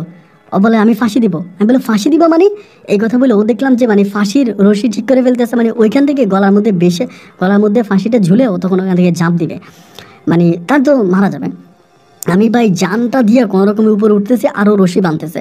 এরপরে ওইটা কোনো রকম আমি ওরা ধরছি, ধরে আমি তোরা বললাম যে জান্নাত এটা তুমি কেন করতেছো, এটা তুমি কী কারণে করতেছো জান্নাত, নামো এখান থেকে নামো। ও নামে না, আমি ওরে মানে ধমকা ধমকি করে কোনোভাবে এখান থেকে নামাইছি, নামনে পরে চিৎকার করে কান্না করতেছে। আমি বললাম জান্নাত এখানে এরকম চিৎকার করে কান্না করো না, বাইরে থেকে মানুষজন আসবে, মানুষজন শুনলে অনেক সমস্যা হবে, জান্নাত এরকম করে চিৎকার করে কান্না করো না, প্লিজ কান্না করো না। আমার বলে আপনি আমার কেন বাঁচাইতে আসেন, আমি মরতে চাই। আমি বললাম আরে বাবারে তুমি মরতে চাও, কিন্তু কেন মরতে চাও আমাকে তো এটা বলবা। আমি লাস্ট কয়েকটা মাস ধরে দেখে আসছি তোমার মনটা অনেক খারাপ, কেমন জানি তোমার মনের ভিতরে হিমালয় পরিমাণের কষ্ট জমা আছে। জান্নাত আমাকে কি বলবে না যে কী হয়েছে তোমার। ও তখন বলে আমার পেটে সন্তান আছে। আমি বললাম তোমার পেটে সন্তান, তোমার পেটে কার সন্তান। বলে চেয়ারম্যানের ছোট ছেলে স্বপনের। আমি তখন বললাম মানে চেয়ারম্যানের একটা ছোটো ছেলে আছে, নাম হচ্ছে স্বপন, ও একটু বদমাইশ টাইপের, এলাকাতে ঘুরে ঘুরে ভণ্ডামি করে, মানে বেকার এবং চেয়ারম্যানের মান সম্মান নষ্ট করার মতো একটা ছেলে। তাই আমি বললাম যে ও মানে ওর সন্তান তোমার পেটে, মানে বুঝলাম না কি বলতেছ। বলে তাহলে তোমাকে বলি, তুমি যেহেতু এই পর্যন্ত আসছো আমাকে বাঁচানোর জন্য, আর তুমি যদি আমাকে বাঁচাই দিলা, তা মরার আগে তোমার কথাটা বইলা যায়। আসলে আমি তোমারে ভালোবাসি, তোমার আমার নিজেরও অনেক পছন্দ হয়। আমারও ইচ্ছে করে যে দিঘির পারে একটা ছোট্ট টোনাটনির সংসার আমি তোমার সাথে পাতি, আমি তোমাকে নিয়ে জীবনের বাকি দিনগুলো ভালো থাকে। আমারও ইচ্ছে করে আমি তোমার বুকে মাথা রেখে তোমার বুকে মাথা রেখে চন্দ্রিমা রাতে আমি আকাশের চাঁদ তারা দেখি। আমারও ইচ্ছে করে পৃথিবীতে তোমাকে ভালোবেসে আরও কয়েকটা দিন বেঁচে থাকি। কিন্তু কি জানো আমি তোমার কাছে কেন যেতে পারতাম না? এই চেয়ারম্যানের ছেলের স্বপন প্রতিনিয়ত আমার সাথে এই ধরনের কাজগুলো করতো, আমার সাথে খারাপ কাজ করতো, জোর জবরদস্তি করে করতো, এবং একটা পর্যায়ে ও আমাকে বিয়ের প্রলোভন দেখায়, আমাকে বলে বিয়ে করবে, আমার নিয়ে সংসার করবে। আমি এগুলো বিশ্বাস করতাম না। ও আমাকে বলে আমি তোরে নিয়ে পালায়ে যাব, এই পরিবারে থাকবো না। এই কথাগুলো আমার পেটে বাচ্চা দেয়। এখন বাচ্চা হওয়ার পরে ও নিজেই বলে এই বাচ্চার বাবা নাকি ও না। আমি বললাম তাহলে বলেনি। ও আমাকে বলে এই বাচ্চার বাবা ও না, এবং আমি যদি কারো কাছে এইসব কথাবার্তা বলি, ও বলে চেয়ারম্যানকে বলে ও আমাকে মানে মেরে ফেলবে, আমার নামে কলঙ্ক দিবে। তো আমার কলঙ্ক হওয়ার কি দরকার? আমি কলঙ্ক হওয়ার আগে নিজের জীবনটা দিয়ে দিই। আমি নিজের জীবন দিয়ে দেবো, তাও নিজের কলঙ্কিত করব না। আমার আম্মা এই গ্রামে আসছে, তোমার দাদি আমার আম্মাকে থাকতে দিছে, খাইতে দিছে, তোমাদের সাথে আমাদের সম্পর্ক অনেক ভালো। আমি চাই না আমার জন্য কলঙ্কিত হোক তোমার দাদি। আমি বললাম দেখো জান্নাত, তোমার কথা আমি বুঝতে পারছি, চেয়ারম্যানের এই ছেলেটা যে খারাপ এটা গ্রামের সবাই জানে, গ্রামের প্রতিটা মানুষই জানে এই ছেলেটা একটা বদমাইশ, ওরে কেউই পছন্দ করে না, ও খারাপ প্রকৃতির ছেলে, এটা আমরা সবাই জানি। কিন্তু জান্নাত, ওর মতো একটা ছেলের জন্য তুমি মরে যাবা? এটা কোনো কথা হইলো জান্নাত? এটা তো হতে পারে না। দেখো আমরা অনেকেই আছি, তুমি আমার সাথে আমার দাদির কাছে চলো। ও আমাকে বলে যে না আমি দাদির কাছে যাব না। আমি বলি জান্নাত, তুমি আমার কাছে আমার দাদির কাছে চলো প্লিজ, আমার সাথে চলো। এবং আমাকে জোরাজোরি করে দাদির ঘরে নিয়ে যায়। দাদি দরজা খোলে, দাদি দরজা খোলার পরে আমাকে বারবার বলে যে তুমি এগুলো দাদির কাছে বইলো না, এই কথাগুলো দাদির কাছে বইলো না, তাহলে আমি আর কখনোই দাদিরে মুখ দেখাইতে পারবো না। আমি তখন দাদিরে বললাম যে দাদি জানো এই ঘটনা, জান্নাত মরতে গেছিল, ও ফাঁসি দিতে গেছে, আল্লাহর কি হুকুম আমার হাতে পড়ছে, আমি ওরে বাঁচাইছি। আমার দাদি তখন জান্নাতের দিকে তাকে চোখটা লাল করে বলতেছে যে তুই এত বড় সাহস, তুই মরতে গেলি কেন? আমি তখন দাদিরে বললাম যে দাদি এই ঘটনা। সব শোনার পরে দাদি মুখটা নিচের দিকে তাকিয়ে বলে আমি জানতাম ওই চেয়ারম্যানের বাড়িতে থাকলে জান্নাতের জীবনে একটা কালো দিন আসবে, একটা খারাপ দিন আসবে। আমি না এটা নিজেও জানতাম, কিন্তু আমি কি করব, তোর মায়ের বুঝাইতে পারি নাই। এই মেয়েটা যদি আমাদের পরিবারে থাকতো তাহলে কতই না ভালো হতো, তোর বোনগুলোর সাথে থাকতো। আমি তখন আমার দাদিরে বললাম ও দাদি তুমি একটা কাজ করো না, জান্নাতের সাথে আমাকে বিয়ে পড়াই দাও। জান্নাত তখন আমার দিকে তাকিয়ে বলতেছে এটি কি বলেন, আপনি আমারই বিয়ে করবেন? আমার মতো একটা মেয়ের আপনি বিয়ে করবেন? আমি বললাম হ্যাঁ আমি তোকে বিয়ে করব। ও বলে আপনাকে আমি একটু আগে কী বললাম, আমার পেটে চেয়ারম্যানের ছোট ছেলের বাচ্চা আমার পেটে। আমি বললাম হ্যাঁ চেয়ারম্যানের ছোট ছেলের বাচ্চার বাবা আমি হব। ও আমাকে বলে আপনি আমাকে এখন বিয়ে করলে 2 দিন পরেই তো আমি বাচ্চা প্রসব করব, এরপরে আপনি সমাজে মুখ দেখাবেন কেমনে? আমি বললাম ধুরু বোকা, আমি সবার কাছে বলবো আমি তোমার বিয়ে করছি আজকে 2 বছর হয়ে গেছে, তুমি তাদের ঘরে আসতে আমি মাঝে মাঝে তোমার সাথে থাকতাম, এটা আমি বলবো। আমার বলে যে না এটা হতে পারে না। আমার দাদি বলে অবশ্যই, আমার নাতি যদি এটা বলে আমি এটাকে মেনে নিলাম, আমি এটার সমর্থন করলাম। কারণ হচ্ছে তোর পেটে যে সন্তানটা আছে এই সন্তানটাকে যদি তুই মেরে ফেলিস, এই বাবুটাকে যদি তুই মেরে ফেলিস, তাহলে তুই খুনি হবি। তুই শুধু একা খুনি হবি না, সাথে সাথে আমরা যেহেতু জেনেছি আমিও খুনি হব, আমিও পাপী হব, আমার নাতিও পাপী হবে। আমার নাতি যদি তো এই অবস্থার মধ্যে তোরে বিয়ে করতে চায় তাহলে আমাদের কোনো আপত্তি নেই, তুই আমার নাতে বিয়ে কর, তুই নিজের জীবনটা এভাবে নষ্ট করিস না। এই কথা বলার পরে আমি তখন বলতেছিলাম যে জান্নাত প্লিজ তুমি আমার কথা শোনো, আমার কথা মানো। আমার মা যেটা বলছে মা এটা ঠিকই বলছে, সরি আমার দাদি যেটা বলছে দাদি এটা ঠিকই বলছে, তা তুমি আমার বিয়ে করো, বিয়ে করার পর আমরা দুজনে একসাথে থাকবো এবং এই সন্তান আমি মেনে নেবো। জান্নাত তখন মানতেছে না। আমার দাদি বলে জান্নাত মানুক বা না মানুক, আমি নিজে থেকে জান্নাতের সাথে কালকে সকালে তোরে বিয়ে পড়াবো, তুই ফজরের টাইমে আমার সাথে যাবি, যা আগে পানি বন্ধ করে আয়। এরপরে আমাদের এখানে আরেকটা লোক ছিল যিনি ওই যে জমিতে পানি দিতেছে, ওনার কাছে গেলাম। ওনার কাছে গিয়ে আমি তখন বললাম যে আমি ভাই চলে যাচ্ছি, আমি এক জায়গায় যাব, হয়তো আমি কালকে আসবো না, আপনি আমার জমির পানিটা নিয়ে ছাইরেন না। এই কথা বলে ওই লোকের সাথে কথাবার্তা বলে আমি তখন আসছি। আসার পরে ফজরের আজানের সময় আমার দাদি তখন বলে একটা রিক্সা নিয়ে আয়। আমি বললাম রিক্সা? দাদি বলে রিক্সা আন। আমি তখন রিক্সা আনলাম। ফজর আজানের পরপরই আমাদের এলাকার এক রিক্সা চালক ছিল, ওনার কাছে রিক্সা আছে, ওনারা ডাইকে আনছি। এবং ওনারে ডাইকে আনছি পরে দাদি ওনারে ওই রিক্সা করে আমারে জান্নাত রে আর দাদি নিজে আমাকে নিয়ে রিক্সা দিয়ে রওনা দিল। আমি জিজ্ঞেস করলাম দাদি কই যাবা? দাদি বললাম আমার বাপের বাড়িতে যাবো। বলে তোমার বাপের বাড়িতে? আমি বললাম হঠাৎ করে তোমার বাপের বাড়িতে কেন যাইবা? দাদি আমার বলে আমার বাপের বাড়িতে যাইয়া জান্নাতের সাথে তোরে বিয়ে করাই দিব। আমি বললাম তোমার বাপের বাড়িতে গিয়ে যে তুমি আমার বিয়ে পড়াইবা বলতেছো, এইটা কি ঠিক হবে? আমার বাড়িতে এগোতে বিয়ে পড়াইতে পারতা। আমার দাদি বলে তোর মা যেই খারাপের খারাপ, তোর মা এটা কোনোদিন হইতে দিব? তোর মা তো এটা কখনোই হইতে দিব না। তোর মায়ের আমি চিনি না, তোর মা এটা কখনোই মানবে না। এর চেয়েও ঝামেলার দরকার নেই, আমি আমার বাপের বাড়িতে নিয়ে যাই, আমার বাপের বাড়িতে নিয়ে গিয়ে তোদেরকে বিয়ে পড়াই দিব। এরকম করতে করতে একটা সময় রিক্সা যোগে আমরা ওই দাদির বাপের বাড়িতে গেলাম। দিনের 11টা বাজে আমার বাপের দাদির মানে আমার দাদির ভাইয়ে একটা কাজে নিয়ে আসে। ওই কাজে তখন আমার সাথে জান্নাতের বিয়ে পড়াই দেয় এবং জান্নাতের বিয়ে পড়াই দিলে সন্ধ্যার দিকে আমি তখন বাড়িতে আসি। এবং বাড়িতে আসলে আমার দাদি তখন আমার আম্মারে বলতেছে, ও বৌমা একটা বাসর ঘর সাজাও। আমার বোনদেরকেও বলতেছে বাসর ঘর সাজা। আমার মা তখন বলতেছে কি বলতেছেন আমি বাসর ঘর সাজাবো? তখনও কিন্তু আমার আব্বা চিটংয়ে, আমার আব্বু চিটংয়ে আছে। মানে চিটংয়ে আছে বলতে আমার আব্বু তখন চিটংয়ে আরেকটা চাকরি নিয়েছিল নতুন, মানে একটা বেসরকারি কোম্পানিতে আরেকটা বেসরকারি কোম্পানিতে চাকরি নিছে। বাড়িতে আব্বু অনেক বছর ছিল, এরপর আবার চিটংয়ে চলে গেছে। তো আব্বু চিটংয়ে দেন আমার দাদি বলতেছে যে ও বৌমা বাসর ঘর সাজাও। এটা বলতে আমার মা তখন দাদির উপরে খেপে যায়। কি বলেন আপনি, আমি বাসর ঘর সাজাবো? কিসের বাসর ঘর? বলে আমাদের আলামিনের বাসর ঘর। আমার মা তখন রাইগা বলতেছে কিসের, আলামিন বিয়ে করছে নাকি? বলে হ আলামিন বিয়ে করছে আজকে 1.5 বছর, তুমি আজকে জানো? এটা বলাতে মা তখন খুব খেপে গিয়ে আসে, আইসা আমার দাদিরে বলতেছে কি বলেন আপনি এটা, আলামিন বিয়ে করছে 1.5 বছর, তো আমরা জানি না? আমার দাদি তখন বলতেছে দেখ হয়তো গোপনে গোপনে জান্নাতের বিয়ে করে ফেলছে, আমিও জানতাম না, তোরাও জানতি না। এখন জান্নাতের পেটে বাচ্চা আছে, বাচ্চাটারে মারতে চাই না এই বলে আমি জান্নাতের এই ঘরে বউ বানিয়ে আনছি। এইটা বলা মাত্রই আমার আম্মা তখন জুতা খুলে আমার মারতে শুরু করছে, মানে জুতা খুলে আমার পিটাইতে শুরু করছে। বলতেছে আমি তোর মতো কুলাঙ্গার সন্তান পেটে নিলাম, আমি তোর মতো সন্তান পেটে কিভাবে ধরলাম, এরকম সন্তান আমি কিভাবে পেটে নিলাম, তুই কিভাবে পারলি এরকম জঘন্য কাজ করতে? মানে আম্মা খুবভাবে খেপে গেছে। আমার দাদি আমার মায়েরে বলতেছে বৌমা তুমি রাগ করো না, বৌমা তুমি খেইপো না, আমার নাতি যেটা করা এটা তো করেই ফেলছে, এখন তো এটাতে খেইপা রাইগা তো কোনো লাভ নাই, এখন রাগ করো না, তুমি ঠান্ডা হও। এরকম বলে আমার মায়ের খুবভাবে আমার দাদি ঠান্ডা করছে। এবং ঠান্ডা করার পরে সেদিন আমাদের আবার বাসরঘর হলো আমাদের ঘরে। আমার দাদি আমাদের বাসরঘর করে দিল এবং বাসরের দিন মানে বাসরের রাতের বেলায় রাতে 11টা বাজে চেয়ারম্যান বাড়ি থেকে চেয়ারম্যান এবং চেয়ারম্যানের 2 ছেলে তখন আমাদের বাড়িতে আসছে। আসার পরে আমার দাদি তখন বলে আমি জান্নাতের বিয়ে দিয়ে দিছি অমুকের সাথে। তা চেয়ারম্যান বলতেছে যে বিয়ে দিয়ে দিলেন মানে? জান্নাত আমার বাড়িতে ছিল, আমার বাড়িতে খাইলো, ছোটোবেলা থেকে আমি তারা বড় করলাম, আমি জানলাম না শুনলাম না, আপনি ওরা বিয়ে দিয়ে দিয়েছেন? আমার দাদি চেয়ারম্যানরে বললো যে আমি বেশি কথা বাড়াইতে চাই না, কথা যদি বেশি বাড়াই তাহলে আপনি বিপদে পড়বেন, আপনার মান সম্মান রক্ষা করার জন্যই আমার নাতির সাথে আমি আমার জান্নাতের বিয়ে দিয়ে দিছি। চেয়ারম্যান তখনও চিল্লে করতেছে যে না আপনি এটা কোন মতে করলেন, আমার জানাইলেন না কেন, শোনাইলেন না কেন, আমি জানলাম না শুনলাম না, আপনি বিয়ে কেন দিলেন? এক পর্যায়ে দাদি তখন চেয়ারম্যানকে আলাদা ডাইকা নেয় এবং ডাইকে নিয়ে সম্ভবত এই বিষয়গুলো সব বলে দেয়। এবং বলে দেওয়ার পরে তখন আর চেয়ারম্যান কোনো কথা বলে না, তার লোকজন নিয়ে চেয়ারম্যান এই বাড়ি থেকে চলে যায়। এরপরে জান্নাত আমার সাথে থাকে এবং দাদি জান্নাতের সেবা যত্ন করে। এরকম করে সময়গুলো কাটতে কাটতে আলহামদুলিল্লাহ জান্নাতের ঘরে আমার একটা পুত্র সন্তান হয়, আমার একটা ছেলে হয় এবং ছেলেটাও দেখতে মাশাআল্লাহ অনেকটা সুন্দর হয় এবং দেখতে প্রায় অনেকটা জান্নাতের মতোই। আমার জীবনে যত দুঃখ ছিল কষ্ট ছিল আস্তে আস্তে করে সব কিছু যেন মুহূর্তের মধ্যে হারিয়ে গেল।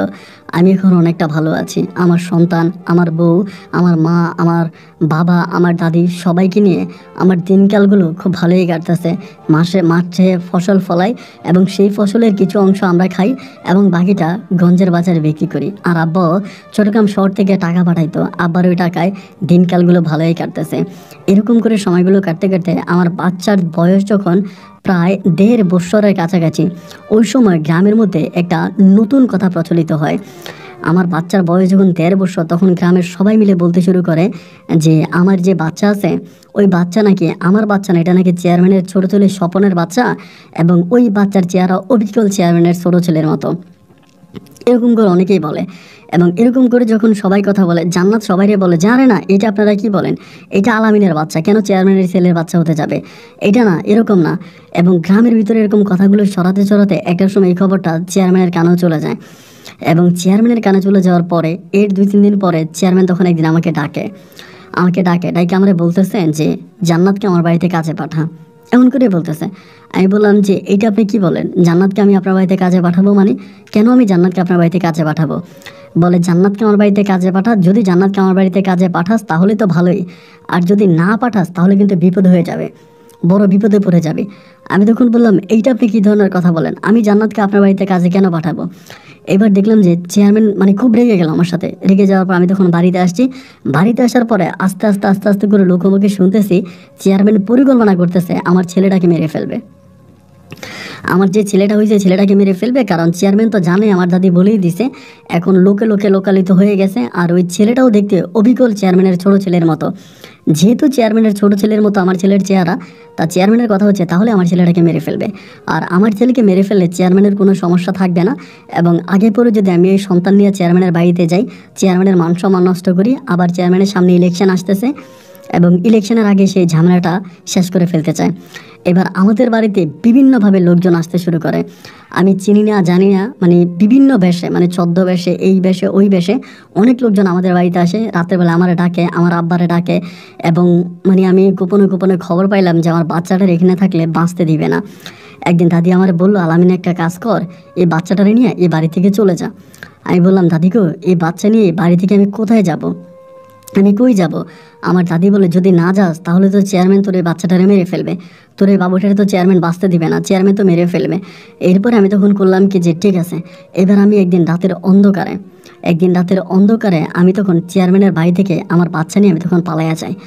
আমার বাচ্চা নিয়ে চেয়ারম্যানের বাড়ি থেকে পালাইয়া যায়। মানে চেয়ারম্যানের বাড়ি বলতে ও এখানে আরেকটা কথা বলে রাখা ভালো, ওই দিন চেয়ারম্যানের বউ কিন্তু আমার বউরে নিয়ে গেছিলো, সাথে আমার দাদিও গেছে।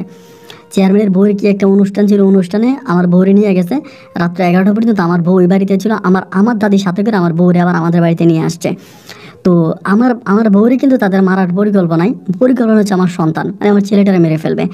আমার ছেলেটারে বাঁচতে দিবে না, কারণ আমার ছেলেটা থাকলেই বিপদ। আমার ছেলে যদি বেঁচে থাকে, যে কোনো সময় আমি চেয়ারম্যানের বাড়িতে আমার ছেলেকে নিয়ে যেতে পারি, চেয়ারম্যানের সম্পদ দাবি করতে পারি, চেয়ারম্যানের ছেলের মান সম্মান নষ্ট করতে পারি, এই ভয়ে আমার সন্তানটাকে মেরে ফেলবে। এবার আসার পরে ওই দিন রাতে আমি তখন আমার বউকে নিয়ে পালাইয়া চট্টগ্রাম শহরে চলে যাই, রাতের বেলায় চলে যাই। এবং চলে যাওয়ার পরে সকালবেলা ভাই, আমি ওইখানে যাওয়ার পরে গ্রামে যখন ফোন করি, ফোনের মাধ্যমে আমি গ্রামের মধ্যে খবর পাই, গ্রামে মানে গ্রামের মধ্যে লোকজনে বলা বলি করতেছে যে আমার বউ নাকি চেয়ারম্যানের বাড়ি থেকে গয়নাগাঠি নিয়ে পালাইছে। মানে আমার বউ নাকি চেয়ারম্যানের বাড়ি থেকে গয়নাগাঠি নিয়ে পালাইছে, চেয়ারম্যান এটা সবার কাছে বলে বেড়াইতে আছে। তো আমার দাদি বলতেছে, আমার মানে জান্নাত আমার সাথে গেল চেয়ারম্যানের বাড়িতে, আমি নিজে ছিলাম, থাকার পরে চেয়ারম্যানের বউর সাথে অনেক কাজ টাজ করছে, এরপরে আমি আবার জান্নাতের সাথে করে নিয়ে বাড়িতে আসছি। তাহলে চেয়ারম্যানের বাড়ি থেকে তো জান্নাত কিছুই আনে নাই। চেয়ারম্যান বলে, না, আমার বাড়ি থেকে গয়নাগাটি এটা ওইটা অনেক কিছু নিয়ে গেছে, আমার যে জিনিসপত্র ফিরিয়ে দিতে হবে, আমার গয়নাগাটি, আমার টাকা পয়সাগুলো সব ফিরিয়ে দিতে হবে, তা না হলে এই হবে সেই হবে। মানে চেয়ারম্যান অনেক ধমকাধমকি করতেছে। অ্যান্ড এনিওয়েজ আমি আমার দাদির সাথে ফোনে কথা বলি, দাদি আমার বলে, তোরা যেখানে আছিস এখানেই থাক, বাড়ির দিকে আসার চেষ্টা করিস না, কারণ বাড়ির দিকে আসলেই বিপদে পড়বে। চেয়ারম্যান খুব ক্ষেপে আছে তোদেরকে ধরার জন্য, তোদেরকে এইটা করবে ওইটা করবে, মানে এরকম করে বলতেছে। আমি তখন বললাম, দাদি তুমি কি বলতেছো, আমরা তো জান্নাত এরকম কিছুই করে নাই। আমার দাদি বলে, চেয়ারম্যান যে কোনোভাবেই হোক তোর ওই ছেলেটাকে, মানে আমার ছেলেটার নাম ছিল আবদুল্লাহ, বলে আবদুল্লাহরে মেরে ফেলার প্ল্যানিং করতেছে, আবদুল্লাহরে বাঁচতে দিবে না। চেয়ারম্যানের একটাই টার্গেট, আবদুল্লাহরে মেরে ফেলবে, এবং আবদুল্লাহরে মেরে ফেলতে পারলে চেয়ারম্যানের মিশন সাকসেস। এবার আমি তখন চট্টগ্রাম শহরে যেখানে পড়ে আছি, কেমনে চেয়ারম্যানের লোকজন ওখানে খবর পেয়ে গেছে আমার জান্নাত করছে কি, আমি ওখানে গিয়া একটা চাকরি করছি, একটা দোকানে চাকরি নিয়েছি। তা যেই দোকানে আমি চাকরি করতেছি ওই দোকানে জান্নাত আবদুল্লাহরে নিয়ে আসছে। সন্ধ্যার দিকে আইসা বলতেছে, আলামিন, তা আমি দোকান থেকে বেরিয়েছি, পরে বলতেছে এমন এমন করে চেয়ারম্যানের ছোট ছেলে স্বপনকে আমি আমাদের বস্তির ওইখানে দেখছি। আমি বললাম, কি বলো তুমি দেখছো? বলে, আমি নিজের চোখে দেখছি চেয়ারম্যানের ছোট ছেলে বস্তির ওখানে হাঁটাহাঁটি করতেছে, মনে হয় আমারে খুঁজতেছে, আমার ছেলেটারে মেরে ফেলবে, আমার ছেলেটারে বাঁচা। ওই রাতে আমি তখন কি করলাম, আরেকটা বাসা ভাড়া করলাম, মানে এখান থেকে আমি আরেকটা বাসায় ভাড়ায় লয়ে গেলাম, আরেকটা জায়গায় চলে গেছি। অ্যান্ড ওই জায়গায় চলে গেছি, এইটা আমাদের এখান থেকে, মানে আমি যেখানে দোকানে চাকরি করতাম না, এই জায়গা থেকে অনেক দূরে। আর এদিক দিকে চেয়ারম্যানের লোকজন কিন্তু খোঁজাখুঁজি করতেছে, যে পুরো চট্টগ্রাম শহরে হুন্ন হয়ে খুঁজে বেড়াইতেছে যে আমি জান্নাতরে নিয়ে কই পালাইছি। মানে ওনার কথা হচ্ছে জান্নাত, মানে ওই ছেলেটারও লাগবে, ছেলেটারা বাঁচতে দিবে না। আমি নিজে পর্যন্ত চেয়ারম্যানের কাছে বলছি যে আমরা এইসব কোনো কিছুই করবো না, কখনোই ঝামেলা করবো না, এই বাচ্চারা আমরা মানে বাচ্চাটারে মাইরে না। চেয়ারম্যানের কথা হচ্ছে বাচ্চা বেঁচে থাকলে চেয়ারম্যান আমাদেরকে বাঁচতে দিবে না, মানে বাচ্চাটাকে চেয়ারম্যান খেয়ে ফেলবে। তাহলে চেয়ারম্যান মানে ওই কোনো রকমের টেনশন মাথায় রাখতে চায় না যে ভবিষ্যতে ওর কোনো বিপদ হবে, এটাও চায় না। এবং এমন করে যেহেতু একদিন হলো কি এভাবে সপ্তাহখানিক পরে আমার বউর আমি অনেক দূরে, মানে আমি যেখানে যে দোকানে চাকরি করতাম ওইখান থেকে অনেক দূরে এক জায়গায় ভাড়া রাখি। এবং ওই জায়গায় একদিন আমি রাতের বেলায় মানে বাসায় যাচ্ছিলাম, মানে আপনার বাসে করে, এবং বাসে করে বাসে যাওয়ার পথে আমার পাশে একটা হুজুর টাইপের একটা লোক বসছে। তো হুজুরের মানে একটা ব্যাগ আছে, অ্যান্ড ওইখানে বাসটা থামছে, একটা জায়গার মধ্যে বাসটা থামছে। এবং বাসটা থামার পরে হুজুরে তখন করলো কি, হুজুরের বাড়ি নাকি কক্সবাজারে, আমারে বললো যে বাবা একটু ব্যাগটা দেখো, আমি একটু আসতেছি। মানে গাড়িটা ওইখানে দাঁড়াইছে কি তেল নেওয়ার জন্য না কি নেওয়ার জন্য দাঁড়াইছে জানি না। পরে হুজুর নেমে গেছে, এবং হুজুর নেমে যাওয়ার পরে হুজুরের আসতেছে না। তাই কন্ট্রাক্টর গাড়ি মানে ড্রাইভার গাড়ি ছেড়ে দেবে। আমি বললাম আরে একজন হুজুর তো গাড়ি থেকে নামলো, আর হুজুর তো আসতেছে না। এবং গাড়িটা অনেকক্ষণ পর্যন্ত দাঁড়াইছিল, হুজুরের জন্য অপেক্ষা করতেছে। না হুজুর নাই, হুজুর আর আসেই না। একটা পর্যায়ে তখন গাড়ি ছেড়ে দিল, অ্যান্ড ব্যাগটা তখন আমার কাছে। এই দুইটা কাউন্টার সামনে যাওয়ার পরে হঠাৎ করে ওখানে পুলিশ ব্যারিকেড দিছে, মানে পুলিশে চেক করতেছে, এবং পুলিশ গাড়ি চেক করতেছে। ব্যাগটা তখন সিটের মধ্যে পড়ে আছে, আমার মানে সিটের মধ্যে পড়ে আছে, আমি ধরে আছি। পরে ব্যাগটা ধরছে, ধরে বলে ব্যাগটা কার? আমি তখন বললাম ব্যাগটা আমার। যেহেতু হুজুরটা নেমে গেছে, হুজুরের ব্যাগ ছিল, তাই আমি বললাম ব্যাগটা আমার। এরপরে তারা তখন ব্যাগটা খুললো, এবং ব্যাগটা খোলার পরে ব্যাগের ভিতরে প্রচুর পরিমাণের মাদক দ্রব্য পাইল। এবং মাদক দ্রব্য পাওয়ার পর আমার বলে ব্যাগ তোর? আমি বললাম যে না আমার না, এক হুজুর এটা রেখে নেমে গেছে। সাথে তো আমাকে হ্যান্ডকাপ পরাই দিল। আমি বললাম আরে ভাই এই ব্যাগ তো আমার না। পরে বলে তোর হাতে পাইছে, তোর না মানি। এবার আমি বলতেছে বাসে তো অন্য অন্য লোকজন আছে, আপনি সবাইকে জিজ্ঞেস করেন, বাসের অন্য লোকদেরকে জিজ্ঞেস করেন যে এটা একটা হুজুরের কাছে ছিল, একটা হুজুরের হাতে ছিল, ওই হুজুরে ব্যাগটা রেখে নেমে গেছে আমার কাছে দিয়া। কোনো কথা নাই বার্তা না, আমাকে ওখান থেকে তখন তারা জেলে নিয়ে যাচ্ছে। আমি বলতে মানে থানার দিকে নিয়ে যাচ্ছে। আমি পুলিশকে বলতেছি দেখেন আমার বাড়িতে বউ আছে, বাচ্চা আছে, আমার বউর উপরে এমনি অনেক বিপদ, আমার বউ অনেক ঝামেলার মধ্যে আছে, আপনারা মেহরবানি করে আমার এই থানায় নিয়ে না, আমারে ছাড়িয়ে দেন। মানে হাতে পায়ে ধরে বলতেছে, কিন্তু ওরা আমার ছাড়লো না, আমাকে থানায় ঢুকিয়ে দিল। এবং থানায় ঢুকিয়ে দেওয়ার পরে ওইখান থেকে আমাকে কোর্টে চালান করে দিছে। আমি না পারলাম কারোর সাথে যোগাযোগ করতে, কোনো কথাবার্তা বলতে, এরকম করতে করতে কোর্টে চালান করে দেওয়ার পরে আমি আমার আব্বার সাথে যোগাযোগ করতে পারি চট্টগ্রামে। ফোনের মাধ্যমে আব্বার সাথে যোগাযোগ করে মানে আব্বা প্রায় 1.5 মাস পরে আমাকে ওখান থেকে বের করে আনে। কিন্তু আমার আব্বার সাথে যখন আমার যোগাযোগ হয় তখন আমি আমার আব্বারে বলি যে জান্নাত রে আর আবদুল্লাহ রে আমি অমুক জায়গায় ভাড়া রাখছি, দেখো তো ওইখানে ওরা আছে কিনা। আমার আব্বা বলে ওইখানে তোরা নাই। আমার আব্বা যে খোঁজ করে আসে, কিন্তু ওইখানে ওদেরকে পাওয়া যায় না। তো না পাওয়া গেলে পরে আমি আমার আব্বারে বলি তাহলে কি মানে চেয়ারম্যানের ছেলে স্বপন কি ওদেরকে ধরে নিয়ে গেল নাকি? আমার আব্বা বলে যে না, স্বপনও তো বাড়িতে, আমি তো স্বপনটাও নিতে দেখি নাই। এবং এরকম করে 1.5 মাস পর আমি জেল থেকে বের হই। বের হওয়ার পরে আমি ডিরেক্টলি ওই বস্তিতে যাই, যে বস্তিতে আমি জান্নাতকে ভাড়া রাখছিলাম। ওখানে যাওয়ার পরে আমি বাড়িওয়ালারে দেখতাম, মানে বাড়িওয়ালারে জিজ্ঞেস করি যে আমার বউ কোথায়। বাড়িওয়ালা আমাকে বলে আপনি তো দীর্ঘদিনে আসেন নাই, এবং একটা মহিলা বোরকা পরিহিত অবস্থায় মাঝে মাঝে আপনার বউয়ের কাছে আসতো, এসে আপনার বউরে খাবার দেওয়া যাইতো, আপনার বউরকে খাবার দিত, আপনার বউ খাবার খাইতো, এবং এতটুকুই দেখতাম। এবং ওই মহিলা আবার বোরকা পরে চলে যেত। আমি যদি আপনার বউরে জিজ্ঞেস করতাম যে মহিলাকে, বলতো এটা আমার আমার পরিচিত, আমাদের আত্মীয়, এটা বলতো। আমি বললাম কি বলেন আপনি, আমার বউ তো এরকম না, আমার বউ তো এই টাইপের না, আমাদের তো কোনো আত্মীয় স্বজন নেই এখানে, মানে আপনি আত্মীয় স্বজন কোথায় পাইলেন? উনি বলে না আপনার বউ তো বলতো, আপনার বউ বলতো তার আত্মীয়, এবং আমার কাছে মনে হয় যে ওই মহিলার সাথে আপনার বউ চলে গেছে। তাই কিরে তাহলে কোথায় চলে গেল, মানে যাবেটা কোথায়? এবার আমি আস্তে আস্তে করে ওরা খুঁজতে শুরু করি, এইখানে ওইখানে বিভিন্ন জায়গায় বিভিন্ন মাধ্যমে খুঁজতে শুরু করি। এবং চেয়ারম্যানের ছেলে স্বপনের ঘনিষ্ঠ লোকজনের মাধ্যমে আমি খবর নেই যে চেয়ারম্যান নিয়ে গেল কিনা। কিন্তু সেখান থেকে আমি খবর পাই যে না, চেয়ারম্যানের ছেলে আমার বউকে, আমার সন্তানকে নিয়ে যায়নি। তাহলে চেয়ারম্যানের ছেলেও যদি না নিবে, চেয়ারম্যানও যদি না নিবে, তাহলে স্বপ্ন গেল কোথায়? আমি কোনোভাবেই ওরে খুঁজা পাইতেছি না, মানে পাগলের মতো রাস্তাঘাটে এখানে ওইখানে বিভিন্ন জায়গায় আমাকে খুঁজে বেড়াইতেছি। এমন করতে করতে চট্টগ্রামের একটা মাজার আছে, আপনারা হয়তো অনেকেই নাম জানেন, যে আপনার একটা ভালো মানের মাজার। আমি তখন ওই মাজারের মধ্যে আমি তখন একদিন মাজারে ওরা আমি খোঁজাফেরা করে মাজারের মধ্যে আমি মাজারে ঘুমিয়ে গেলাম। এবং মাজারে ঘুমিয়ে যাওয়ার পরে আমি যখন মাজারে ঘুমিয়েছিলাম, বাইজিৎ মাজারে যখন ঘুমিয়ে গেলাম, এবং ঘুমিয়ে যাওয়ার পরে আমার ঘুমের মধ্যে আমি হঠাৎ করে আমি স্বপ্ন দেখি। ওই দিন ওরা হারিয়ে ফেলার প্রায় এটা 1.5 মাস পরে, জেল থেকে বেরোয়ার 1.5-2 মাস পরে স্বপ্ন দেখি, ও স্বপ্নে এসে আমারে বলতেছে তুমি আমারে খুঁজো না, আমি আমার সন্তান নিয়ে অনেক ভালো আছি, এই নিষ্ঠুর সমাজ থেকে, নিষ্ঠুর পৃথিবী থেকে আমি অনেক দূরে আছি, বাট আমি ভালো আছি, তুমি আমারে খুঁজো না।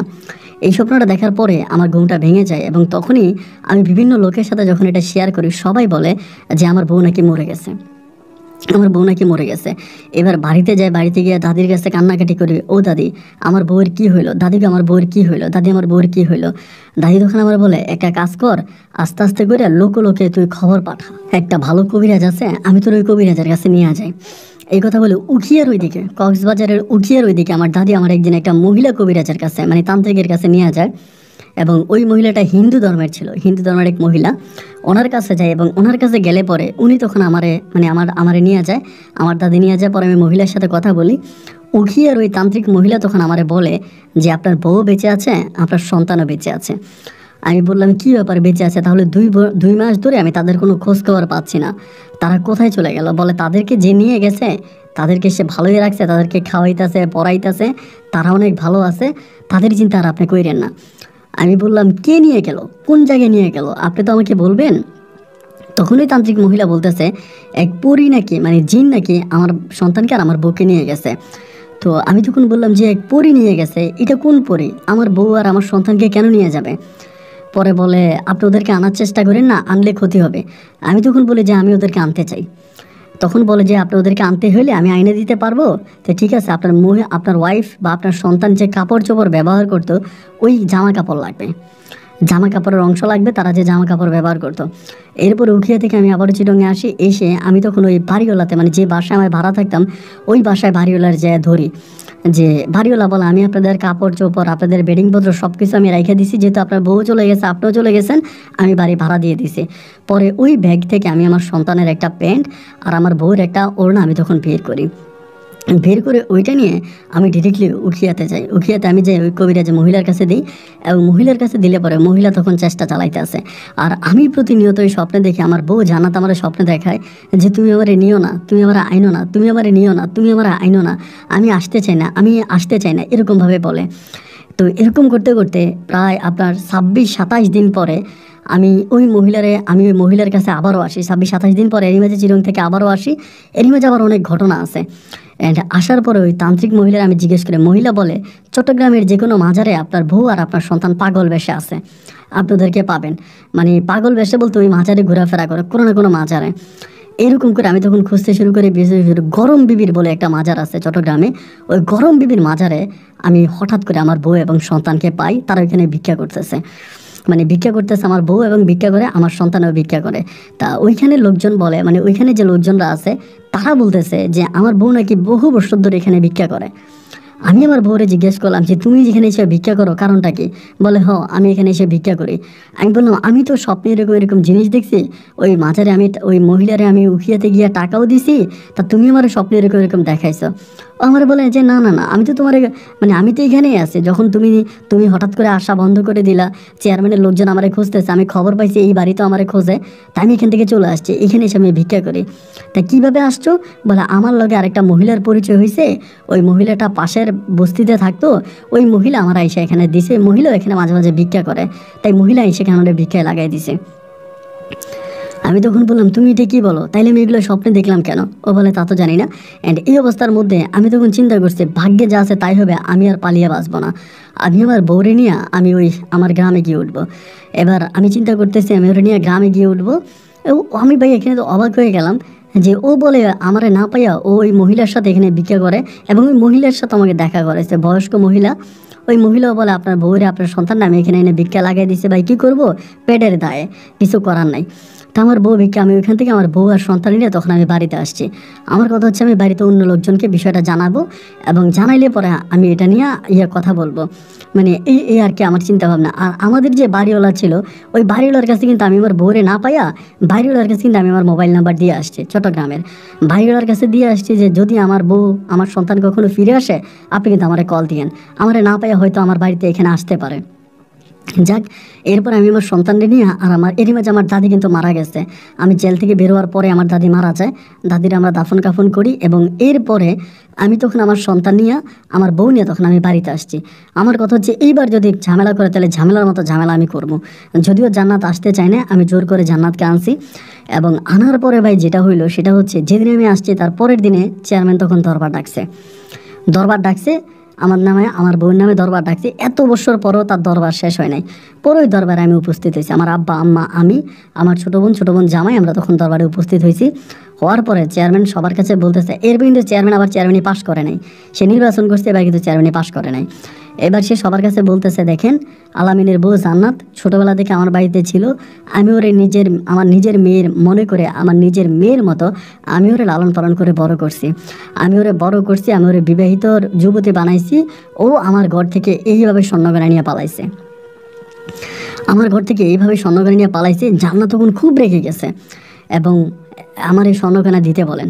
জান্নাত তখন বলে, আমি ওই বাড়ি থেকে কোনো স্বর্ণগয়না নিয়ে যাই নাই, আমি আসছি সারা রাত কাজ করছি, আমি আমার দাদি শাশুড়ির সাথে এখান থেকে চলে গেছি। চেয়ারম্যান বলতেছে, না চলে গেছে ঠিক আছে, কিন্তু যাওয়ার সময় আমার ঘর থেকে গয়না কেটে নিয়ে গেছে।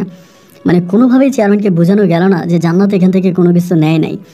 এক পর্যায়ে এরকম পরিস্থিতি হলো, চেয়ারম্যান লোকজন ডাইকা বলতেছে যে ঠিক আছে, তাহলে এই বলে আমার চেয়ারম্যানে জান্নাতের কোল থেকে আমার সন্তানকে টাইনে নিয়ে গেছে, জান্নাতের সামনে দিয়ে আমার সন্তানটারে কোল থেকে টাইনে নিয়ে চলে গেছে এবং বলতেছে যে জান্নাত যতদিন না পর্যন্ত চেয়ারম্যানের কী স্বর্ণগয়না নাকি নিয়ে গেছে এগুলো ফিরে না দেবে, ততদিন পর্যন্ত জান্নাতের ছেলে আবদুল্লাহ চেয়ারম্যানের কাছে বন্দি থাকবে।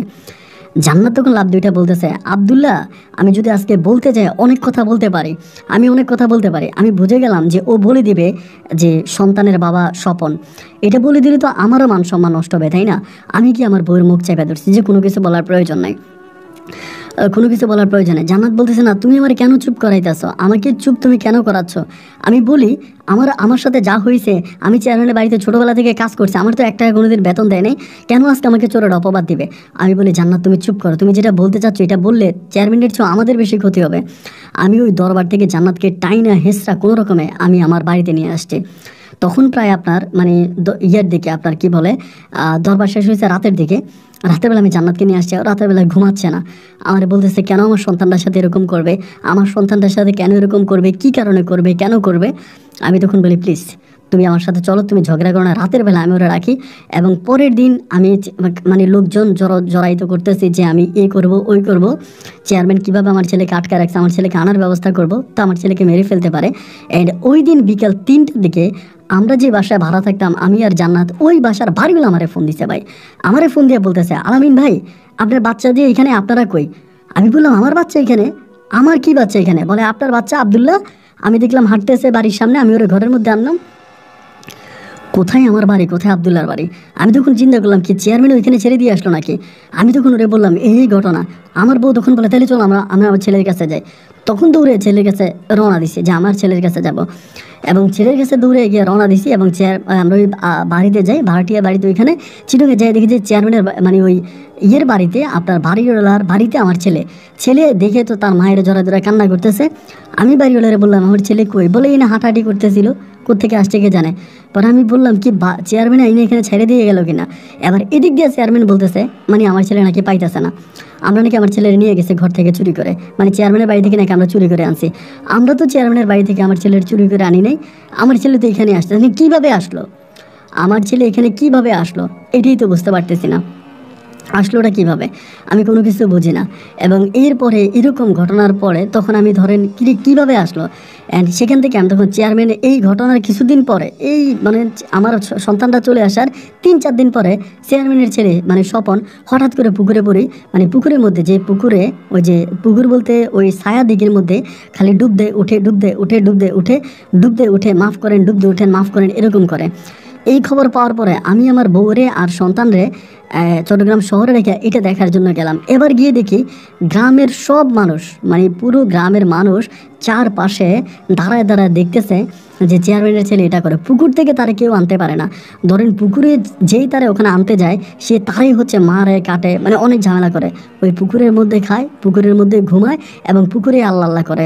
চেয়ারম্যান উঠে এনে শিকল দিয়ে বাইন্ধা রাখলে সে নিজের হাত নিজে কামড়ায়, রক্ত বের করে ফেলে যতক্ষণে শিকলের বাঁধন না খোলে, এবং শিকলের বাঁধন খোলা মাত্রই ও আবারও পুকুরে পড়ে এবং পুকুরে পড়ে ডুব দেয় উঠে, ডুব দেয় উঠে, ডুব দেয় উঠে, এগুলোই করে।